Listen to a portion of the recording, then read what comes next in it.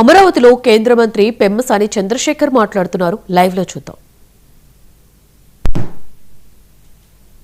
వాళ్ళకి ల్యాండ్ ఎక్కడ ఇవ్వాలనే దాంట్లో ఇప్పుడు అది ల్యాండ్ ఎక్విజిషన్కి వెళ్ళటానికి జనవరి ఫస్ట్ వీక్లో ల్యాండ్ ఎక్విజిషన్కి వెళ్దాం అనుకుంటున్నాం. ఎందుకంటే ఈ కేసులన్నీ ఇప్పుడు ఈ వారంలో అయిపోతాయి.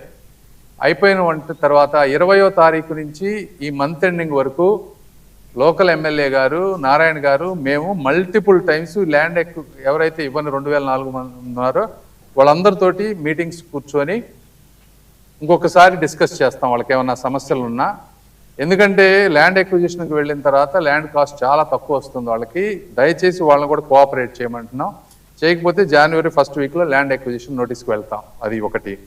రెండోది, అక్కడ ఎవరికైతే ప్లాట్స్ ఆల్రెడీ అలాట్ చేశారో చిన్న చిన్న ప్లాట్స్ ఉన్న వాళ్ళందరికీ లాటరీస్లో వేరే దగ్గర ఎందుకంటే దాదాపుగా 900 మంది ఏమో ఉంటే నారాయణ గారు ఐవీఆర్ సర్వే చేస్తే కేవలం ఒక మెజారిటీ మెంబర్స్ ఆ ల్యాండ్ ఎక్విజిషన్ అయ్యే వరకు వెయిట్ చేస్తా ఉన్నారు. కేవలం ఒక 37 మంది ఈ ఆల్టర్నేటివ్ అని అడిగారు. తర్వాత నాకు టైం కావాలన్న వాళ్ళు 86 ఉన్నారు. అంటే దాదాపుగా ఒక 120 మంది ఏదో విధంగా ఆల్టర్నేట్ ప్లేస్లో ఇవ్వమన్నారు. ఆ 120 మందికి చిన్న చిన్న ప్లాట్స్ ఉన్న వాళ్ళందరికీ ఎక్కడో చాట లాటరీ చేసి ఇస్తాం. పెద్ద ప్లాట్లు అయితే ఎక్కడైతే ఉన్నాయో ఇప్పుడు యుగంధర్ గారు కానీ వీళ్ళందరూ కొంతమంది ఇది లాటరీ వేయకుండా ఎట్లా పడితే అట్లా ఇస్తే మళ్ళీ డిస్క్రిప్షను బయాసు ఇవన్నీ వస్తాయి. ఇది ఎంతమంది పెద్ద లాట్స్ ఉన్నారు, 100 ఎకరాలు ఉన్నాయా, టోటల్గా 200 ఉందా, 300 ఎకరాలు ఉందా అనేది ఇంపాక్ట్ అసెస్మెంట్ చేయమన్నా. చేసిన తర్వాత దాన్ని ఒక డిఫైన్డ్ ప్లేస్లో చేసి వాళ్ళకి లాటరీ చేసి ఇవ్వాలా, ఏం చేయాలనేది ఆలోచిస్తాం.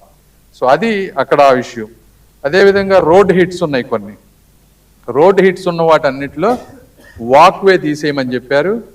ప్లగ్ఇన్స్ వీటన్నిటిని స్టాండర్డైజ్ చేసి ఫ్యూచర్లో ఇంకెప్పుడు రాకుండా ఉండే విధంగా చేయమని మమ్మల్ని అడిగారు.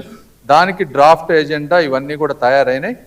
ఇవి నెక్స్ట్ అథారిటీలో పెట్టి దాన్ని క్లియర్ చేస్తారు. అది ఇబ్బంది లేదు మనకి.